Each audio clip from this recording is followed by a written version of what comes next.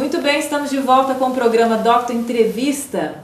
Este é o segundo programa da linha da Reforma. Nós começamos na semana passada a falar sobre a Reforma protestante. Eu estou aqui com o pastor Jaelson, da Primeira Igreja Batista, o pastor Jackstone, da Segunda Igreja Presbiteriana aqui de Caratinga. E nós estávamos falando no primeiro programa a respeito de como que foi a Reforma, como que surgiu, falamos bastante sobre Lutero.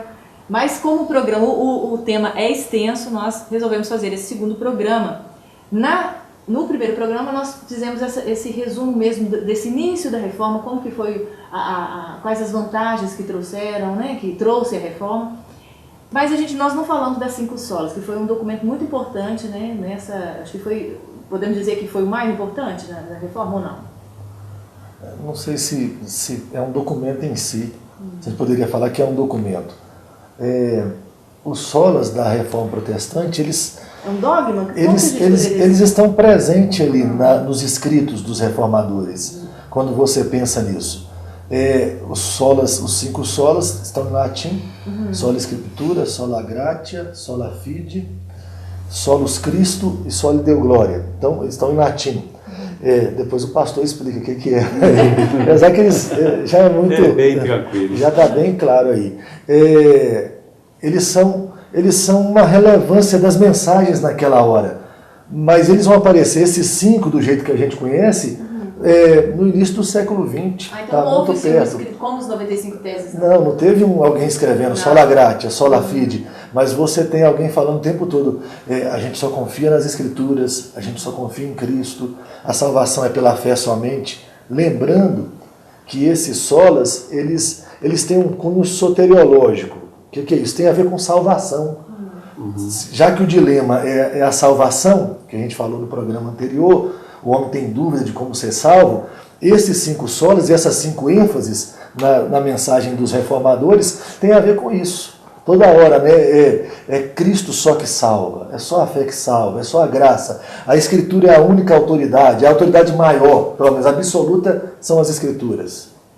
Vamos falar um pouquinho das solas então? Isso, então e nesse caso a gente não pode esquecer que quando apresenta sola Escritura ou somente a Escritura, é justamente a reflexão do que diz respeito à palavra, tanto quando a gente vê no hebraico, quando a gente vê no grego, então a Bíblia como um todo, é apresentado como a revelação de Deus. Então toda a Escritura divinamente inspirada, proveitosa para ensinar, para redarguir, para que o homem seja perfeito e perfeitamente preparado para toda boa obra. Então vem essa reflexão de que somente a palavra de Deus é a palavra de Deus. Então o que acontece? Desmistifica-se, neste caso, a tradição, em que muitas vezes a tradição estava acima da revelação. Aí quando diz somente a Escritura, então nós temos que, crendo na palavra, pela palavra, como sendo a revelação de Deus como um todo. Então não que ela contenha a palavra, mas ela é a palavra de Deus.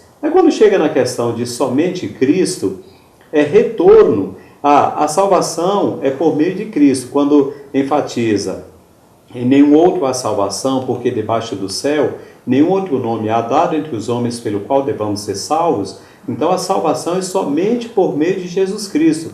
Não Jesus Cristo e alguma outra coisa, não Jesus Cristo e alguém, não Jesus Cristo e alguma atividade fora desse princípio basilar. Aí quando vem a questão da graça, pela graça sois salvos, e aí associado ao princípio que é colocado lá no livro de Efésios, pela graça sois salvos por meio da fé. Isso não vem de vós, é dom de Deus. Não vem das obras para que ninguém se glorie. Por quê? Fomos criados por Deus para as boas obras, as quais Ele preparou para que andássemos nelas. Então, as boas obras nós devemos fazer não para obter graça ou salvação, mas porque já temos a graça, já temos a salvação. E a fé? Não a fé que cura, não a fé histórica, profética, mas a fé redentora. Então, quando eu tenho fé em Jesus Cristo, é esta fé que me leva à salvação. E por fim, só a Deus toda honra e toda glória. Deus, ele diz, eu não reparto a minha glória como por exemplo as imagens de escultura. Eu não reparto a minha glória com os homens, eu não reparto a minha glória com a igreja, eu não reparto a minha glória com nenhum ser. Então o princípio basilar de a Deus toda honra e toda glória. Somente Deus que deve ser glorificado, não qualquer outro ser, hipótese alguma. Somente a Deus toda glória.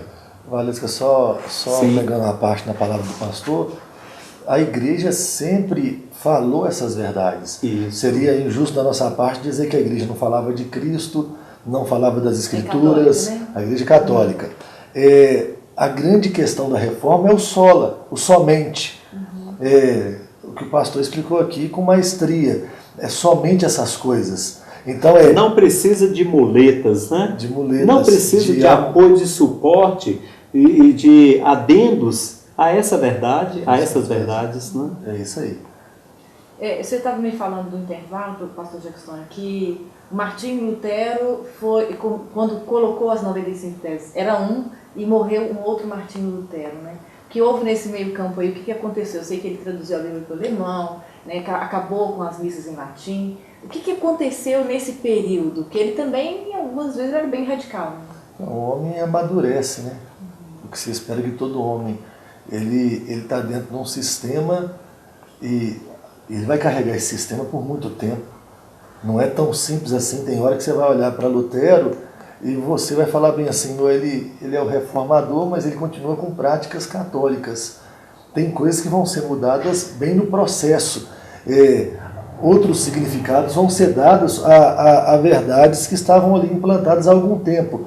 Então o Lutero começou a reforma, às vezes você lê um ato de Lutero no princípio e você fala, isso aqui está mais católico romano do que protestante. E você vai ver que esse homem é um outro homem mais na frente. Quando ele vai, no decorrer da vida dele, à medida em que ele amadurece, ele vai se livrando dessas questões. Você vai vendo um protestantismo mais puro, apesar de quando você pensa em teologia, e teologia protestante boa, a mais apurada, o teólogo da Reforma chama João Calvino. Ele vai escrever várias coisas. E sabe uma coisa que me impressiona quando eu penso em Calvino? A grande obra de Calvino são as Institutas. Ele escreve as Institutas. E ele dedica ao rei Francisco da França. E há um ponto que é muito importante. Ele escreve para o rei Francisco e fala assim, o que eu estou expondo aqui é o nosso catolicismo. Ele não está falando que agora nós começamos uma outra religião. Não, essa é a fé cristã. Entenda uma coisa, ninguém está querendo romper com nada, não. Eles estão tentando fazer a igreja voltar para onde ela deveria estar o tempo todo. Mas, infelizmente, isso não é uma coisa que vai acontecer. Tanto é que o próprio nome aparece, não é como construção, nova construção, reconstrução, mas no sentido de reforma. Então, quando você pensa, por exemplo, em uma casa, e você diz, eu vou reformar essa casa. Então, você pensa, eu não vou destruir essa casa e construir outra casa. Então, em momento algum, passou pela cabeça de Lutero e os demais reformadores essa destruição do que existia. Por exemplo, não falando nas 95 teses, mas voltando às solas. E o Jackson falou muito bem sobre isso. Nós vamos ter que destruir a Escritura para ter outra Escritura? Não. Mas nós temos que pautar nossas decisões somente pela Escritura. Nós temos que destruir a fé para construir nova fé? Não. Mas nós vamos construir nossas decisões somente pela fé em Jesus Cristo. Nós vamos destruir o Cristo para construir ou ter um outro Cristo? Não. Mas só Jesus Cristo, só a Deus é glória, pela graça. Então, tudo voltado para essa reforma. Como você falou, né, Jackson? Não é destruir o que nós temos, já se tinha. Mas se a gente for analisar biblicamente, pega no livro de Atos, por exemplo, a história da igreja cristã. Qual era a pregação dos apóstolos? Qual era a pregação dos evangelistas? Qual era a pregação dos servos, discípulos e servos de uma maneira geral? Exatamente isso. Você não tem mudança, você não tem outra mensagem. É esta. Mas se perdeu historicamente. Então se perdeu 1500 anos, passou do tempo, né? Passou do tempo. Mas ainda está em tempo. Ainda está em tempo. Então é bacana isso, retorno ao princípio da palavra. Olha só, a segunda expressão histórica do protestantismo acontece justamente, né, com o calvinismo, foi chamado movimento reformado ou calvinista, foi que você começou a falar, o pastor Jackson. Mas esse vai ser um tema para daqui a pouquinho, depois do intervalo. Nós vamos falar do início dessa divisão dentro do protestantismo, que começou justamente com a questão da Santa Ceia. Mas daqui a pouquinho nós vamos falar sobre esse assunto.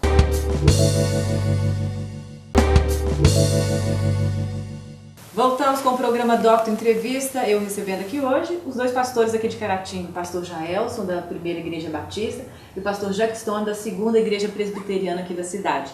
Nós estávamos falando sobre a reforma, você pegou o programa agora, e paramos no momento em que falávamos do segunda expressão histórica do protestantismo, que foi o chamado movimento reformado ou calvinista. E a impressão que eu tive é que a primeira rompimento, eu não diria que seria rompimento, mas a primeira divisão do protestantismo seria com relação a essa época em que se divide Calvino, o próprio Úrico Zwinglio, né, que chama, e Lutero com relação à Santa Ceia. Essa divisão acontece nas igrejas evangélicas. Então, você tem na Igreja Católica a transubstanciação. É que os elementos se transformam no corpo e no sangue de Cristo. Lutero vai ser a consubstanciação. Então ele vai falar que o corpo de Cristo está presente ali nos elementos. Quando você vai pensar em Zwinglio, ele vai falar que aquilo ali é um memorial, em memória de mim. É uma lembrança do que Cristo fez por nós. Ele não está presente. Quando você pensa no calvinismo, ele vai falar que é algo, a Santa Ceia espiritualista. Então, Cristo se faz presente de forma espiritual. Nós estamos nos alimentando de Cristo espiritualmente, mas também nós estamos nos lembrando daquele feito. É interessante que a igreja evangélica hoje, quando olha para a igreja calvinista, ela tem na igreja calvinista como separação a doutrina da predestinação. Mas quando a reforma protestante aconteceu, todos os reformadores acreditavam na predestinação. Então esse não é o ponto. Se há predestinação ou não há predestinação. A diferença vai estar na Santa Ceia. E aí os calvinistas vão ser chamados assim, vão ser apelidados de calvinistas, os seguidores de Calvino, naquele momento, porque eles criam dessa maneira na Santa Ceia. Daí vem o nome. Né? O nome calvinismo vai sair dessa diferença na Santa Ceia, e não como todo mundo pensa hoje quando vai pensar em calvinismo, que está nos chamados 5 pontos do calvinismo, que tem a ver também com salvação, com livre-arbítrio ou predestinação, então não tem a ver. Quando esse grupo protestante foi chamado de calvinista, foi por causa da ceia do Senhor. Então foi a primeira mesmo divisão entre os protestantes, você acredita que sim? De ideias? Talvez a gente não possa definir dessa maneira a primeira, porque pensa, qual foi a segunda? Qual foi a terceira? Mas várias coisas no decorrer da construção dessa teologia passaram a ser divergentes, mas no que diz respeito a interpretações. Então, por exemplo, a gente pega aqui, historicamente, estávamos aqui conversando um pouco no intervalo, historicamente, vou pegar batistas, né? Que é o meu caso. Então, aí nós pensamos como fazer isso em memória de mim. Então, nós não estamos ali pensando na consubstanciação, na transubstanciação, mas estamos pensando como esse memorial. Agora veja, de repente a presbiteriana ou outras igrejas históricas, ou pentecostais ou neopentecostais, até pensem de uma maneira divergente. Mas esse é um fator que hoje, ele não é divisor de águas. Conseguimos sentar juntos, conseguimos cear juntos, como fizemos há poucos dias, sem que isso venha trazer uma divisão, um problema. Então, o que no passado pode ser historicamente visto como uma grande divisão, hoje já é algo que não é tão singular quanto a interpretação e a prática, de um modo geral. Talvez até a ideia de divisão seja muito pesada. Isso. Porque naquele momento também não pode ser a primeira, porque Zwinglio está perto de Lutero, Calvino não. Né? Jackson, talvez até se a gente usasse a palavra ao invés de divisão, reflexão. Né? Foi uma grande reflexão para aquele momento em termos de posturas interpretações diferenciadas. É uma compreensão. Compreensão. A Bíblia está sendo lida ali agora e interpretações estão sendo dadas. Então, assim, mas já há divergências dentro do protestantismo desde o momento da Reforma. Pois é, eu fiz a pergunta justamente baseada nessa interrogação. O que diferencia uma pessoa protestante de um católico? Naquela época a gente fica até mais claro. Mas dentro de hoje, até no que a gente vê hoje, uma pessoa evangélica, que são várias ramificações, o que diferencia se a pessoa é ou não evangélica? Eu sei que tem uma diferença, né? Eu só não sei te falar quais. E essa da ceia é uma delas, ou não? Então, não, a Santa Ceia não é a questão que diferencia. Se a gente parar e pensar assim, não, há diferenças dentro da gente, mas o que faz alguém ser evangélico? Crer no Senhor Jesus para ser salvo, faz dele. Crer, então, já dentro da frase, já tem a fé, é pela fé, não é pelas obras. Você, como evangélico, a gente crê que a Bíblia é a nossa única regra de fé e de prática, não que a gente rejeite a tradição, porque alguém pode virar e falar bem assim, então os crentes, os evangélicos, os protestantes, eles rejeitaram a tradição da igreja. Você imagina, nós estamos falando aqui hoje de mais de 2000 anos, como é que você rejeita isso? Talvez seja até bom diferenciar que nós rejeitamos o tradicionalismo, que é justamente o que engessa. Agora, a tradição, ela até é boa, tem que ser conservada e preservada, mas não como fonte de revelação divina. E nós aceitamos os concílios. Quando você chega nesse exato momento, há coisas no nosso pensamento cristão como um todo que está muito claro. E esses concílios foram antes da Reforma. Então a gente olha para a tradição da igreja, quer dizer, eu aceito a tradição da igreja. O que eu não aceito é que a tradição da igreja, ela diga para mim que ela é maior do que a palavra de Deus, ou que ela tem o mesmo peso das Escrituras. É a Escritura que cria a igreja, não o contrário. Você pega, por exemplo, o credo apostólico, é criado ali mais ou menos no ano 100 depois de Cristo, como uma resposta dos cristãos daquele momento sobre o que era o cristianismo. Os cristãos protestantes adotam isso. A ideia de Jesus 100% Deus, 100% homem, isso não vem de um concílio protestante, nós estamos falando de um concílio católico.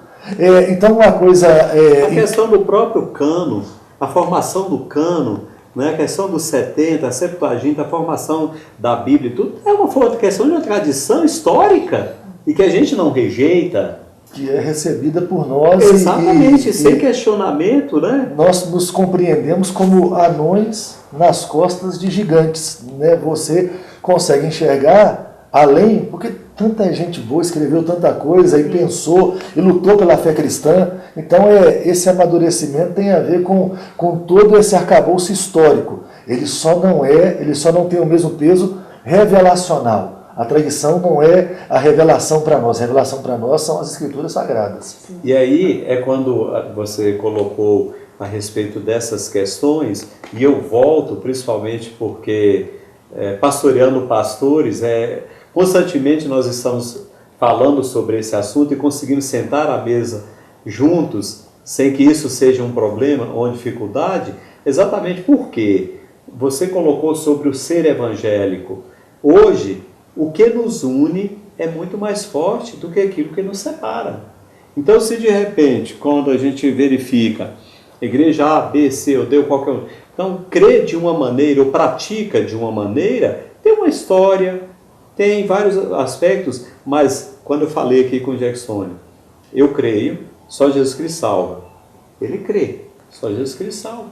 Isso nos une. Então eu creio. A igreja é o corpo de Cristo. Você crê. A igreja é o corpo de Cristo. Isso nos une. Então, eu creio. Nós vamos, após a morte, vai ter o juízo final. Vamos estar eternamente com Deus. Você crê no juízo final. Então, o que nos une é mais forte do que o que nos separa. Ótimo, né? Inclusive, eu estava vendo um vídeo de um congresso de evangélicos pentecostais. Foi com, ele chama Tony Palmer, bispo Tony Palmer. E ele no congresso ele falava que em 1999 ele foi feito assinado um tratado, né, com Roma, com o Papa, fazendo exatamente eles falando que não estavam querendo mais esse protesto, assim, não entendiam que o protesto existia mais. É como se fosse um princípio de união entre protestantes, né, e a Igreja Católica. E nesse congresso achei interessante que o próprio Papa acaba fazendo uma intervenção. Ele gravou um vídeo justamente falando sobre a importância dessa união. E ele entra nesse congresso de evangélicos falando, pedindo uma bênção aos evangélicos, que eles o abençoassem, e depois ele abençoa, e assim, foi até muito bonito, né, nessa intenção de o que nos une é mais forte que o que nos separa, né? Agora... É uma busca, assim, embora há uma divisão muito grande, né, pelo menos um movimento que eu não sei se os senhores acreditam. Aí veio a pergunta, eles acreditam num consenso futuro entre essas nações? Um dos grandes problemas que a gente vê no que diz respeito a esse assunto é que algumas vezes determinadas igrejas, elas querem colocar todos debaixo do seu guarda-chuva. Aí está o grande problema. Então, em outras palavras, nós aceitamos, mas desde que você crê como nós cremos. Isso é impossível. Eu não creio que seja possível, depois de 500 anos de ruptura ou de reforma, voltar como era.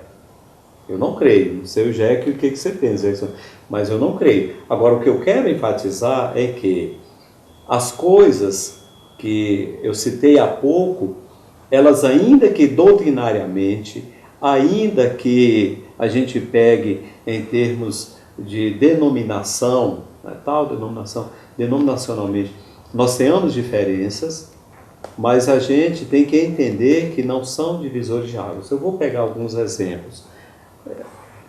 Milenismo, pré-milenismo, pós-milenismo. E aí? Isto vai diferenciar no que diz respeito à salvação? Predestinação, livre-arbítrio. Isto vai diferenciar no que diz respeito à salvação? A questão batismo, imersão, aspersão. Isto vai diferenciar no que diz respeito à salvação? Como eu posso citar, foi colocado também a questão de ceia, memorial, consubstanciação, transubstanciação. Isto vai diferenciar no que diz respeito à vida eterna, à eternidade? Não. Não. Mas existem. E aí, se nós tivéssemos aqui a oportunidade de conversar em off, por certo que o Jackson, ele colocaria as doutrinas presbiterianas e eu colocaria as doutrinas batistas, e após a nossa conversa, eu sairia mais batista e ele sairia mais presbiteriano. Nós continuaremos amigos, apertando a mão, jantando juntos, sentando juntos à mesa e batendo papo, porque o que nos une, que é Jesus Cristo, que é somente a palavra de Deus, somos salvos por meio da fé, não pelas obras, e a Deus toda honra e toda glória, nos une. Então eu vejo o grande legado da reforma aqui. E se o catolicismo romano estiver disposto a isso, que é a grande esperança, o cristianismo volta a ser um. Exato. O que não dá para falar bem assim, nós vamos sermos um aqui agora de qualquer maneira, sendo que eles continuam com as mesmas questões. Sabe? Os mesmos levantamentos da reforma continuam até hoje. Então o que a gente quer é o seguinte, é claro que a gente quer que a reforma reforme a igreja e que a igreja ela seja una o tempo todo, sabe? Que haja um só coração, uma só mente. Mas os mesmos problemas que a gente enfrentava 500 anos atrás, eles ainda estão presentes aqui agora. Então a gente precisa resgatar isso. E cada ser humano, quando eu começo a pensar em religião, cada um daqueles que nos veem agora precisaria olhar e falar bem assim, qual é a autoridade máxima na minha vida? Sabe? A igreja é a autoridade. Uma coisa que é muito triste quando eu penso em igreja evangélica é que a igreja evangélica hoje ela tem uma alma romana mais do que protestante. A igreja evangélica ela tem seus papas. Judaica também, né? Ela é judaica. Ela tem seus papas, infelizmente ela começou a pagar indulgências. Sabe, você tem hoje dentro das igrejas comprando terreno no céu e pagando direitos a alguma coisa. Os sacrifícios. Tudo foi restaurado. A igreja evangélica hoje, ela precisa passar por uma reforma protestante. O nosso tempo não dá para falar, mas esse é um tema que ia dar pano para manga. Eu acho que dava para uns 4 programas. Super interessante, mas exatamente, você fechou na questão da pergunta, já acabou, né, colocando a resposta aí da questão que está sendo muito colocada, né, que antes vendia indulgências para depois, agora está vendendo a felicidade aqui agora, como é que está essa questão? Mas enfim, o bate-papo foi ótimo, muito obrigado pelos esclarecimentos, tá? E a gente se vê então no próximo Doctor Entrevista. Grande abraço!